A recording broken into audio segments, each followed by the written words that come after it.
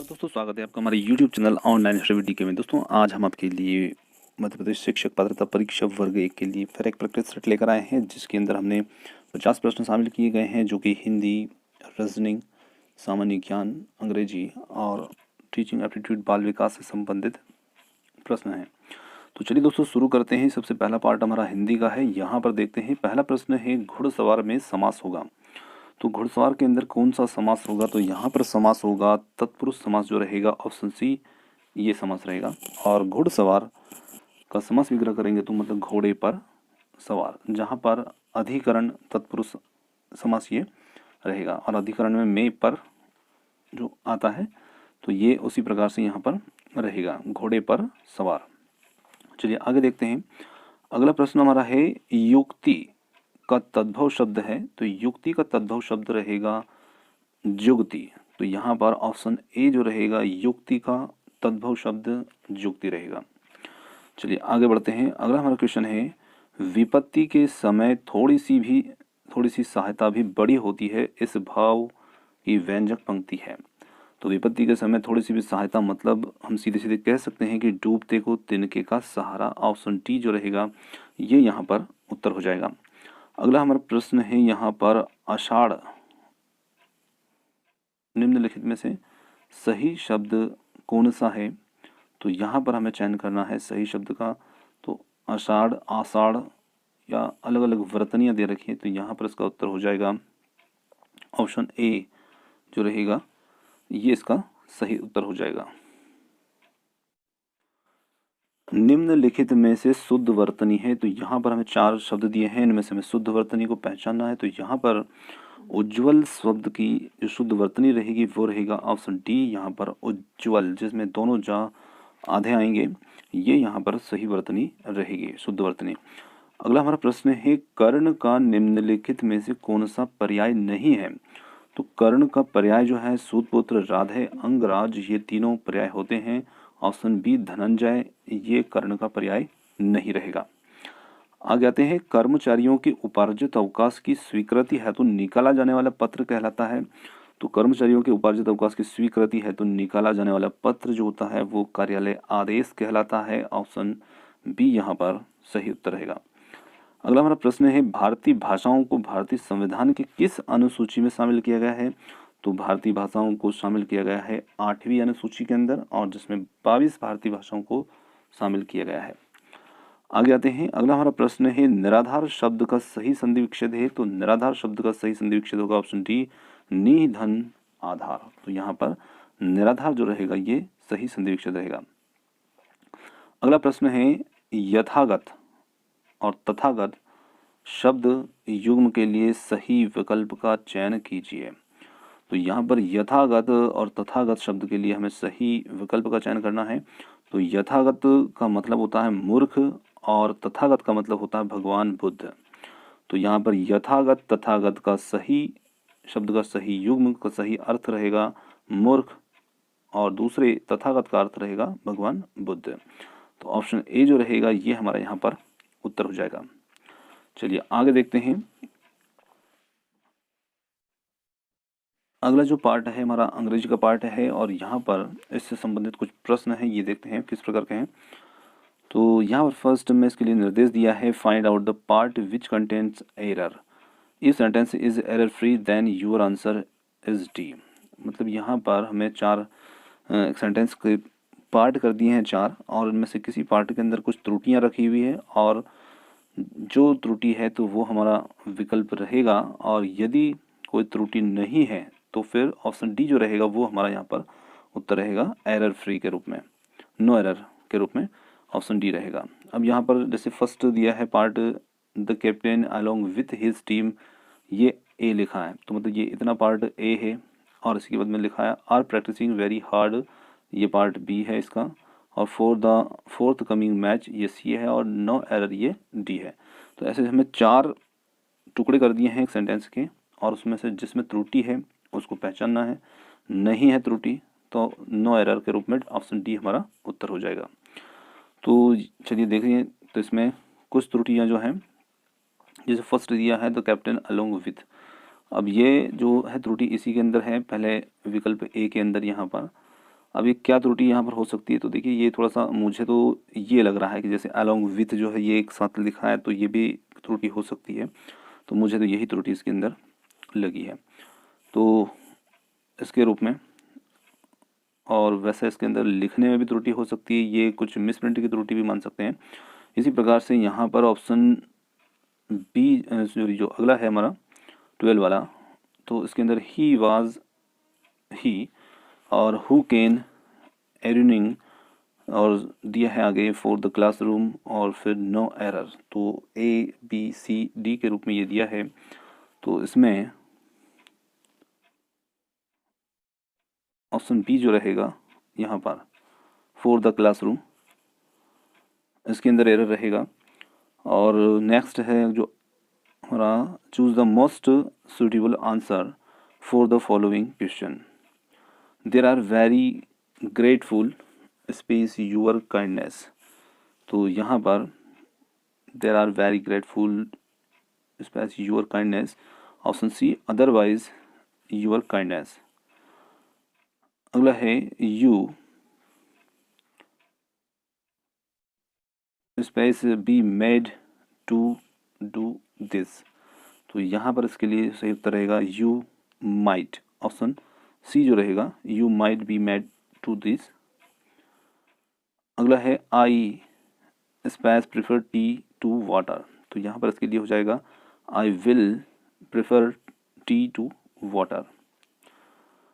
अब अगला जो है ये the suffix L Y can be added to, तो यहाँ पर हमें सफिक्स एल वाई को ऐड करना है, कौन से वर्ड में जोड़ सकते हैं। तो देखिए यहाँ पर भी थोड़ी सी त्रुटि ये है कि इसमें मुझे दो शब्द जो हैं ये मिले हैं कि इनमें हम जोड़ सकते हैं। तो देखिए यहाँ पर जो एक है वो तो क्लैम में तो हम जोड़ ही सकते हैं, क्लैमली बन जाएगा, पर इसके अंदर भी जोड़ा जा सकता है क्योंकि कुछ वर्ड ऐसे भी लाइफली भी लिखा हुआ है, तो इसे भी जोड़ सकते हैं। तो अब यहाँ पर एक जो उत्तर है हमारा तो क्लैमली तो जो फिक्स है, और ये भी एक उत्तर यहाँ पर बन सकता है। तो अगला है हमारा, अब यहाँ पर फिर इस क्वेश्चन के अंदर जो है ये एंटोनिम्स लिखा हुआ था पर ये एंथोनिम्स से हो गया है, तो इसी का हमें अपोजिट वर्ड देखना है अरबेन का। तो अरबेन जो होता है तो अरबेन का मतलब होता है शिष्ट या जेंटलमैन, जिसको हम कह सकते हैं जेंटल सज्जन जो होता है उसी को हम अरबेन कहते हैं। तो अब इसका हमें यहाँ पर अपोजिट देखना है, तो इसका जो अपोजिट होगा वो हो जाएगा डिसकस्टियस, यहाँ पर ऑप्शन बी जो रहेगा डिसकस्टियस मतलब अभद्र जिसको हम कहेंगे। अगला है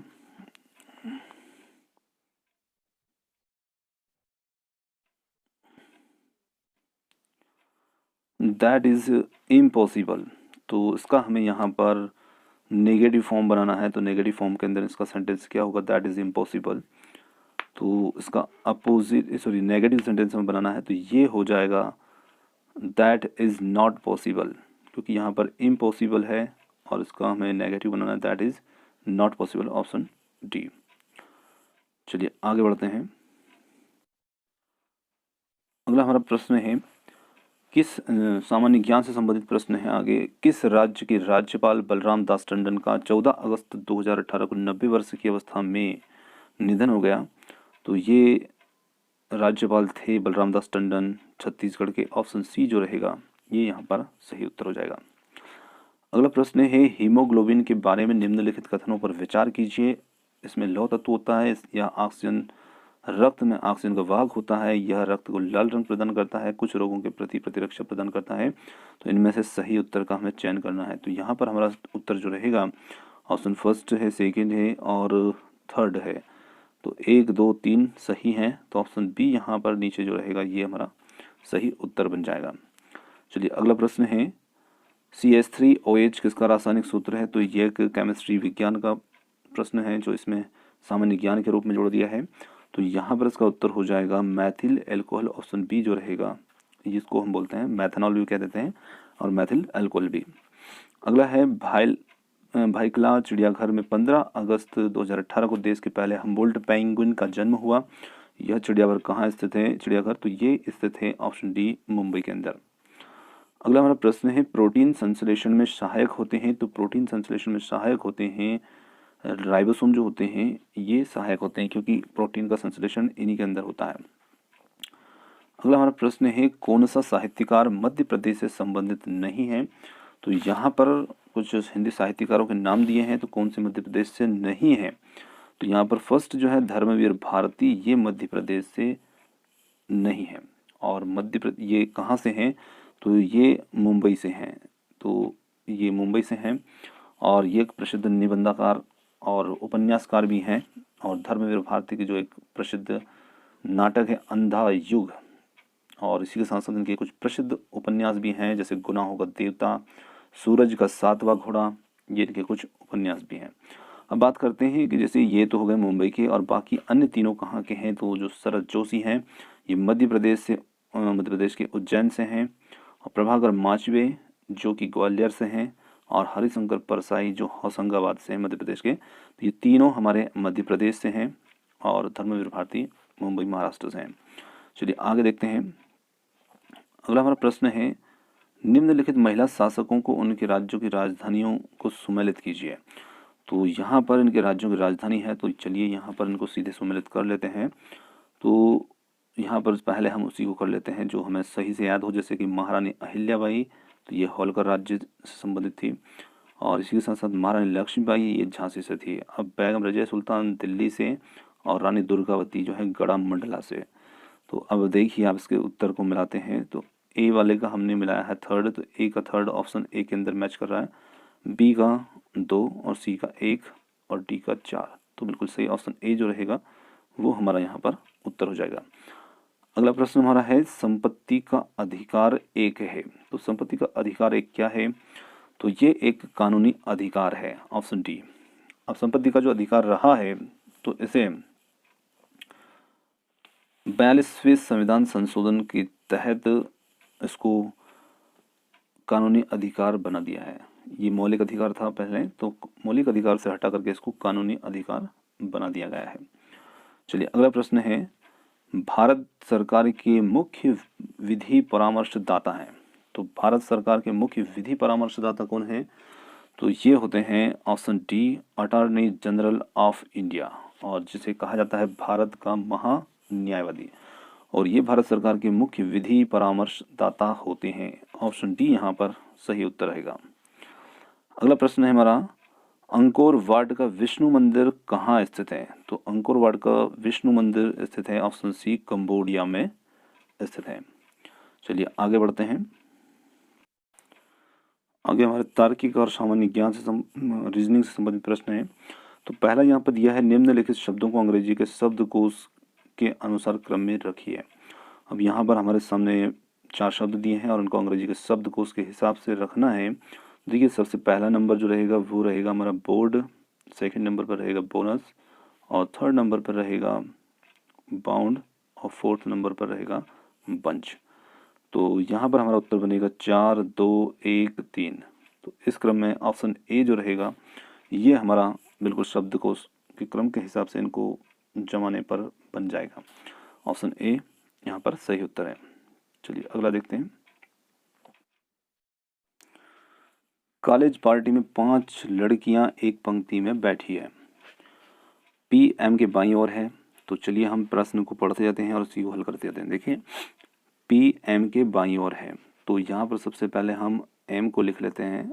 अब एम के बाईं ओर पी को बैठा देते हैं, तो पी एम के बाईं ओर है, और ओ के दाहिनी ओर है।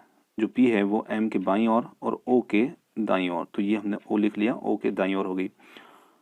आर बैठी है एन के दाहिनी ओर, तो आर को हमें एन के दाहिनी ओर बैठाना है, परंतु ओ के बाईं ओर। तो ओ के बाईं ओर मतलब कि साइड आर, और एन के दाहिनी ओर, तो एन यहाँ पर ये बैठ गए। अब इनके बीच में कौन बैठा है? सबसे बीच में, तो सबसे बीच में हम देखेंगे ओ बैठा है, तो यहाँ पर हमारा उत्तर हो जाएगा ऑप्शन ए, ओ। चलिए आगे बढ़ते हैं। अगला प्रश्न है विजय। अब प्रश्न को पढ़ते हुए हल करते जाते हैं। देखिए विजय अपने कार्यालय से प्रारंभ करके 4 किलोमीटर उत्तर की ओर चलता है। तो सबसे पहले तो हम यहाँ पर दिशा डिसाइड कर लेते हैं, जैसे कि ये ईस्ट हो गया, वेस्ट हो गया, नॉर्थ हो गया, और ये साउथ हो गया। अब विजय इस स्थान से प्रारंभ करके 4 किलोमीटर चलता है और फिर दाईं ओर मुड़ेगा। अब वो नॉर्थ उत्तर की ओर गया, दाईं ओर मुड़ेगा तो मतलब अपने ईस्ट की ओर मुड़ेगा। तो यहाँ से दाईं ओर में वो 2 किलोमीटर चला, फिर यहाँ से वो दायां मुड़ता है और 6 किलोमीटर चलता है, मतलब साउथ की ओर 6 किलोमीटर चला, यहाँ तक 6 किलोमीटर हो गया। फिर वो दायां मुड़ता है, तो दायां मुड़ेगा मतलब वो नीचे की ओर मुड़ेगा, वेस्ट की ओर, और यहाँ से 2 किलोमीटर चलता है। तो 2 किलोमीटर मतलब कि सेम यहाँ आ गया। अब यहाँ पूछ रहा है कि वो अपने प्रारंभिक स्थान से कितनी दूरी पर है। तो देखिए ये दूरी हुई 6 किलोमीटर ऊपर की, और यहाँ से यहाँ तक की भी 4, तो ये हो गई 2 किलोमीटर। तो यहाँ से यहाँ तक की दूरी 2 किलोमीटर। तो उत्तर हो जाएगा हमारा ऑप्शन ए, यहाँ पर 2 किलोमीटर। चलिए आगे बढ़ते हैं। अगला क्वेश्चन है 8 क्रमिक संख्याओं का औसत 6.5 है। अब यहाँ पर 8 क्रमिक संख्याओं का औसत 6.5 है, तो हम 8 क्रमिक संख्याएं मान लेते हैं। मान लीजिए कि x है, x+1 है, x+2 है, और x+3 है, x+4 है, x+5, x+6 और x+7। देखिए हमने स्टार्टिंग में x लिया है, फिर x+1 है, फिर x+2, और ये क्रम से लिए हैं सभी। तो हम 7 तक जाएंगे क्योंकि स्टार्टिंग में हमने x सिंगल x लिया है। तो अब इन सबको हम प्लस कर लेते हैं, तो सबके बीच में हम प्लस प्लस लगा देंगे, इनको जोड़ कर देंगे ये। अब इन सब का जब हम जोड़ करते हैं तो ये हमारा जो जोड़ बनेगा, टोटल x हो चुके हैं 8, तो 8x प्लस 28 ये बनेगा। अब यहाँ पर पूछा है कि उनमें से सबसे छोटी और सबसे बड़ी संख्याओं का औसत क्या होगा। तो हमें इन संख्याओं का, 8 क्रमिक संख्याओं का औसत दिया है 6.5। तो 6.5 से हम इनका औसत, कुल औसत बना देते हैं। तो 6.5 में हमें 8 का गुणा करेंगे, तो 8 का गुणा करने पर ये हो जाएगा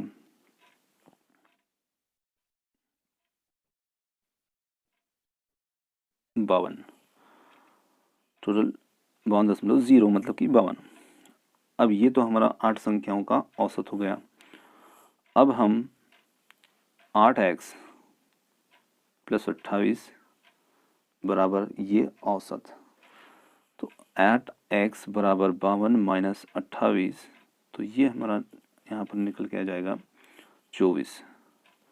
तो x बराबर 24/8 3।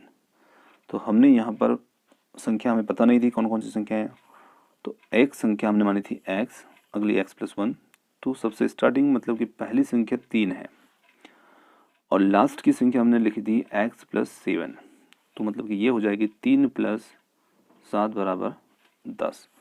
तो पहली संख्या 3, अंतिम संख्या 10, और 7 और 3 का हम औसत निकाले थे। 7 और 3 3 और 10 का, क्योंकि लास्ट की अंतिम संख्या 10 है, तो यहाँ पर 3 और 10 का औसत निकालेंगे तो ये हो जाएगा 13.2, मतलब कि 6.5। तो हमारा उत्तर जो रहेगा वो वही आएगा जो पहले से था, 6.5। चलिए अगला प्रश्न है, एक पिता की आयु उसके पुत्र की आयु से अनुपात 5:2 है, तो उनकी आयु का वर्षों में गुणनफल 1000 हो, तो वर्ष 10 वर्ष के उपरांत पिता की आयु क्या होगी।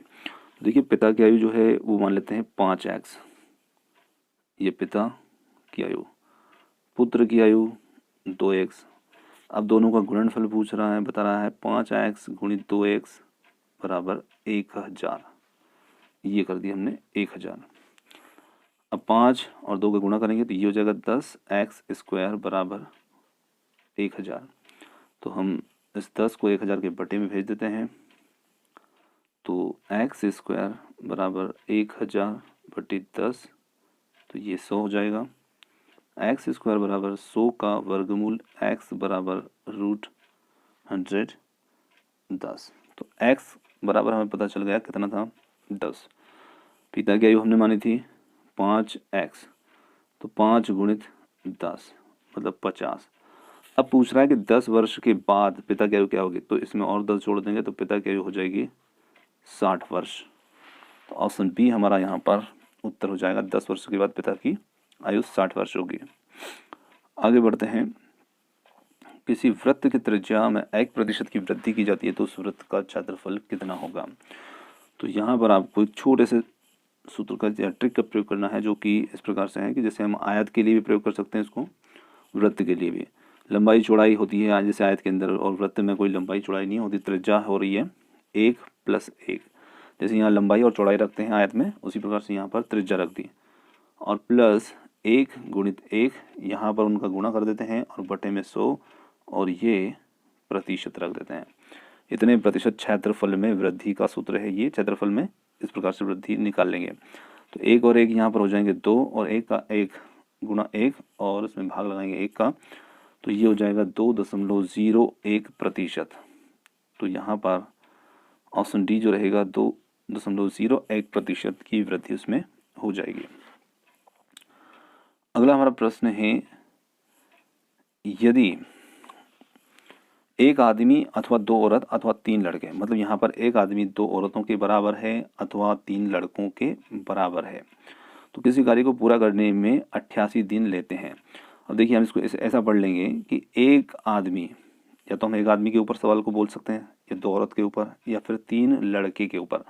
तो 3 लड़के 88 दिन में काम पूरा कर रहे हैं, तो 3 लड़के मतलब 88 दिन में पूरा कर रहे हैं। तो एक आदमी, एक औरत और एक लड़का मिल करके उसे कितने दिन में पूरा करेंगे।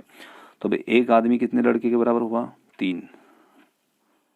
एक औरत कितने लड़के के बराबर हो रही है, तो ये हो जाएगी 3/2, क्योंकि 2 औरत 3 लड़के के बराबर, तो एक औरत 3/2 और एक लड़का ये।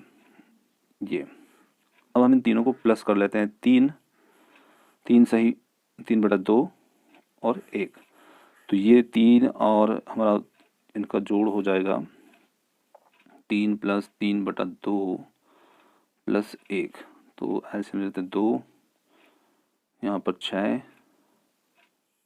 3 और 2, 11/2 लड़के हो गए हैं ये कुल, तीनों मिलाकर, ये और ये और ये। तो मतलब 11/2 लड़के उस काम को कितने दिन में पूरा कर सकेंगे। अब चलिए हम इसके लिए ट्रिक का प्रयोग करते हैं। तो हमें यहाँ पर ट्रिक प्रयोग करना है, M1D1 = M2D2। मतलब ये कि यहाँ पर आदमी और दिन, दूसरे आदमी और वो दूसरा दिन जो हमें ज्ञात करना है। तो हमने देखा 3 लड़के 88 दिन में पूरा करते हैं, तो 3 × 88, और इन तीनों से कुल लड़के कितने बन रहे थे, तो इनसे बनाए थे हमने 11/2, और D2 हमें निकालना है। तो यहाँ पर 11 को तो हम इसके बटे में भेज देंगे और 2 को इनके साथ गुणा कर देंगे। तो मैं इसको फिर से लिख देता हूँ, 3 × 2 × 88 और बटे में इसके इधर यहाँ पे D2 हमें ज्ञात करना है, और यहाँ पर हो जाएगा 11, तो 11 8, और ये 3 दूनी 6, और इसका 8 में गुणा करेंगे तो 8 × 48 दिन। तो हमारा उत्तर यहाँ पर हो जाएगा ऑप्शन सी, 48 दिन। चलिए आगे बढ़ते हैं। अगला हमारा पार्ट जो है वो है पेडागोजी से संबंधित, और यहाँ पर पहला प्रश्न आ रहा है, प्रोजेक्ट शिक्षण विधि छात्र को व्यवहारिक ज्ञान प्रदान करती है क्योंकि। अब क्योंकि ये जो विधि होती है, ये ऑप्शन सी जो रहेगा इसका उत्तर रहेगा, इसमें छात्र के ज्ञान का आधार उसका निजी अनुभव होता है। तो यहाँ पर ऑप्शन सी जो रहेगा ये इसका सही उत्तर रहेगा। अगला हमारा प्रश्न है, बालक किसी कार्य को अपनी इच्छा से करता है तो वह है, तो वह है उसके लिए एक सकारात्मक प्रेरणा रहेगी। ऑप्शन डी जो रहेगा ये इसका सही उत्तर हो जाएगा। वस्तुनिष्ठ प्रश्नों की एक विशेषता है कि, अब क्या विशेषता होती है, तो इनकी विशेषता होती है कि इनका मापन प्रायः स्थिर होता है। ऑप्शन ए यहाँ पर सही उत्तर। अच्छे शिक्षण के संबंध में निम्नलिखित कथनों में से आप किससे सहमत नहीं हैं। तो यहाँ पर जिससे सहमत नहीं है वो बताना है। तो वह किसी एक शिक्षण विधि तक सीमित रहता है, इससे हम सहमत नहीं हैं। अगला है, एक अच्छे अध्यापक को समाचार पत्र तथा पत्रिकाएं पढ़नी चाहिए क्योंकि इससे विद्यार्थी को उपयोगी जानकारी देने में सहायता मिलती है। ऑप्शन सी हमारा सही उत्तर हो जाएगा। अगला है, एक अच्छा अध्यापक वही हो सकता है जो अपनी बात को रोचक और प्रभावी ढंग से कह सकता है। आप अपनी पुत्री को ऐसे विद्यालय में प्रवेश कराना चाहेंगे जहां पठन पाठन की समुचित व्यवस्था हो। Option C. खेल के मैदान में दो छात्रों को झगड़ते हुए देखकर एक शिक्षक के रूप में आप क्या करेंगे? तो हम दोनों छात्रों को समझा बुझाकर उनमें मेल करा देंगे। ऑप्शन सी यहाँ पर हमारा उत्तर हो जाएगा। अगला है, आपको सबसे अधिक क्रोध तब आता है जब आपके साथी अध्यापक भयवश सही बात कहने का साहस नहीं कर पाते। Option B. अध्यापक का कर्तव्य है कि अब अध्यापक का क्या कर्तव्य होता है? तो अध्यापक का कर्तव्य होता है कि विषय ज्ञान के साथ साथ छात्रों का सर्वांगीण विकास भी करना, ये एक अध्यापक का कर्तव्य होता है। शिक्षा निश्चित स्थान पर प्रदान की जाती है, यह कथन शिक्षा के किस अर्थ में प्रयुक्त होता है? तो यह कथन शिक्षा के एक संकुचित अर्थ में प्रदर्शित होता है, यहाँ पर प्रयुक्त हो रहा है। अगला है, पाठ को रुचिकर बनाने के लिए अध्यापक को क्या करना चाहिए? तो पाठ को रुचिकर बनाने के लिए अध्यापक को क्या करना चाहिए? तो अध्यापक को उपरोक्त सभी कार्य यहाँ पर करना चाहिए। ऑप्शन डी जो रहेगा ये सही उत्तर रहेगा। शिक्षण तकनीकों का प्रयोग करना चाहिए, छात्रों की क्रियाओं को नियंत्रित करना चाहिए, छात्रों की अतिरिक्त क्रियाओं को पाठ में शामिल करना चाहिए और उपरोक्त डी सभी। अगला हमारा प्रश्न है, संदर्भ पुस्तकों एवं अन्य पाठ्य सामग्रियों के अध्ययन से क्या लाभ है? तो यहाँ पर लाभ रहेंगे, संदर्भ पुस्तक और पाठ्य सामग्रियों से अध्ययन में ज्ञान में व्यापकता आती है। ऑप्शन ए जो रहेगा ये सही उत्तर रहेगा। बच्चों को दिए जाने वाला गृह कार्य कैसा होना चाहिए? तो ये गृह कार्य होना चाहिए आसान और रुचिकर, ताकि बच्चे उसको अवश्य करके लाएं। मेधावी छात्रों के लिए चुनौतीपूर्ण और कमजोर के लिए आसान, और साथ ही साथ विविध प्रकार का होना चाहिए ताकि बच्चों को रोज एक ही प्रकार का काम ना करना पड़े। तो उपरोक्त डी यहाँ पर हमारे लिए सही उत्तर हो जाएगा। Option D. कक्षा में अध्यापक द्वारा पूछे गए प्रश्न कैसे होना चाहिए? तो कक्षा में अध्यापक द्वारा पूछे गए प्रश्न जो है वो किस प्रकार के होना चाहिए? तो ये होना चाहिए जिनसे यह आंका जा सके कि बच्चे पाठ को ठीक से समझ रहे हैं, मतलब हमें पता लग जाए ऐसा कि बच्चे पाठ को ठीक से समझ रहे हैं या नहीं समझ रहे हैं। तो ऐसे प्रश्न अध्यापक द्वारा बच्चों से पूछे जाना चाहिए। तो दोस्तों ये था आज का हमारा प्रैक्टिस सेट, और आज के कुछ इंग्लिश के प्रश्नों के अंदर कुछ त्रुटियां कुछ ज़्यादा ही होने से, मिसप्रिंट होने की वजह से, यदि आपको किसी प्रकार की उसमें कोई कमी, कोई परेशानी लग रही हो तो उसे आप अपने स्तर से हल कर लें, क्योंकि उसे थोड़ा सा मिटा पाना संभव नहीं था। तो बाकी आपको प्रश्न कैसे लगे और प्रैक्टिस सेट कैसा लगा कमेंट्स करके ज़रूर बताइएगा। आप चैनल पर हमारे साथ इतने समय तक बने रहे उसके लिए बहुत बहुत धन्यवाद। Thank you so much. मिलते हैं जल्दी ही।